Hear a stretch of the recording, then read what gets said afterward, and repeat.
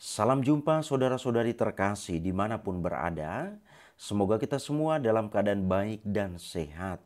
Dan semoga Tuhan yang Maha Baik selalu dan senantiasa menyertai kita. Saudara-saudari, pada sesi ini saya mau bicara tentang suspensi terhadap para imam.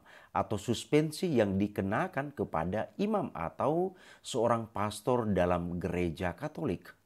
Barangkali sudah banyak umat yang sudah pernah mendengar dan mengenal istilah ini, tetapi mungkin juga ada umat kita yang belum mendengar bahkan mengenal tentang istilah ini.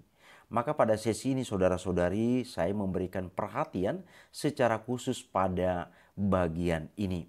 Saudara-saudari, Gereja Katolik memiliki hak asli dan sendiri untuk menjatuhkan sanksi hukuman terhadap umat beriman Kristiani yang melakukan tindak kejahatan atau pelanggaran berat. Bandingkan Kitab Hukum Kanonik, Kanon 1311. Sanksi ini dijatuhkan atas dasar kepastian faktual dan hukum bahwa telah terjadi pelanggaran lahiriah atas suatu undang-undang atau perintah oleh orang yang dapat sungguh-sungguh bertanggung jawab atas maksud jahat dan kesalahannya. Bandingkan Kanon 1321 paragraf pertama. Penekanan pada pelanggaran lahiriah dan eksternal ataupun lahiriah atau eksternal penting untuk diperhatikan oleh gereja, tidak dapat menjatuhkan sanksi terhadap seseorang yang secara internal memiliki pikiran jahat. Hanya ketika pikiran jahat itu diwujudkan dalam bentuk perbuatan eksternal yang melanggar hukum, pada saat itulah gereja bertindak atasnya. Saudara-saudari, satu di antara hukuman tersebut adalah suspensi. Dan suspensi ini adalah hukuman biasanya dikenakan kepada para klerikus yang dalam konteks ini merujuk pada para imam atau para pastor dalam gereja Katolik. Pertanyaan kita, apa kira-kira suspensi itu? Mari kita ikuti ulasan singkat berikut ini.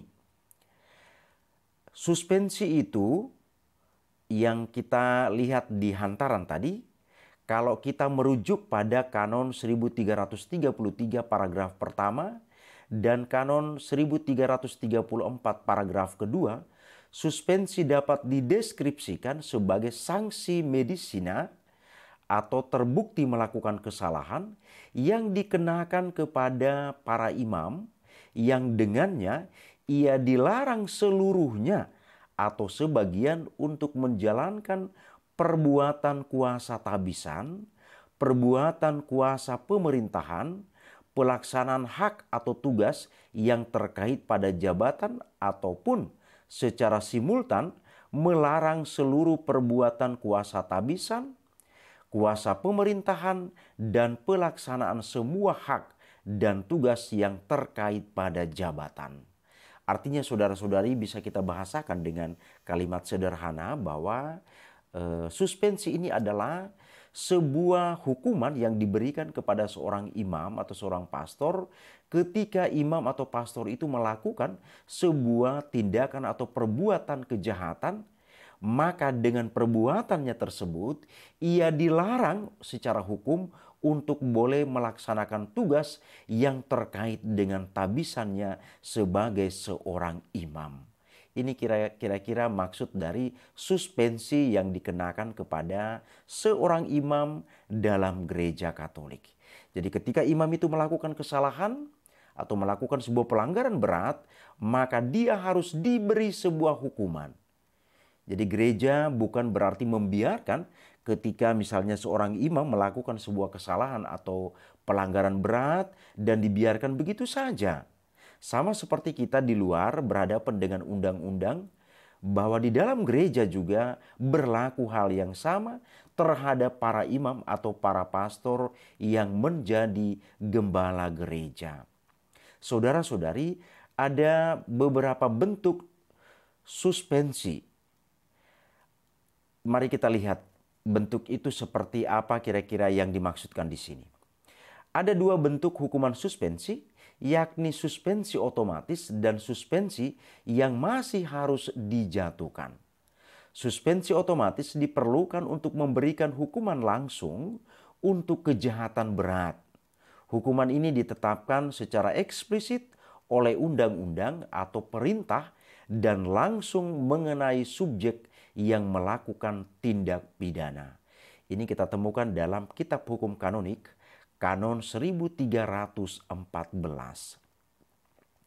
Dalam Kodeks 1983 terdapat beberapa kejahatan atau pelanggaran berat yang dilakukan oleh imam yang dapat dikenai hukuman suspensi. Jadi di sini mau dikatakan ada beberapa hal yang dilakukan oleh seorang imam dan ini merupakan kategori kejahatan, maka dia wajib dikenai hukuman suspensi. Masalah-masalah atau hal-hal yang dimaksudkan di sini antara lain misalnya, pertama, melakukan tindakan kekerasan fisik terhadap uskup.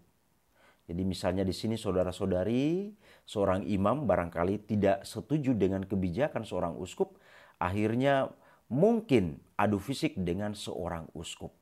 Ini kita temukan dalam Kitab Hukum Kanonik, Kanon 1370, paragraf kedua.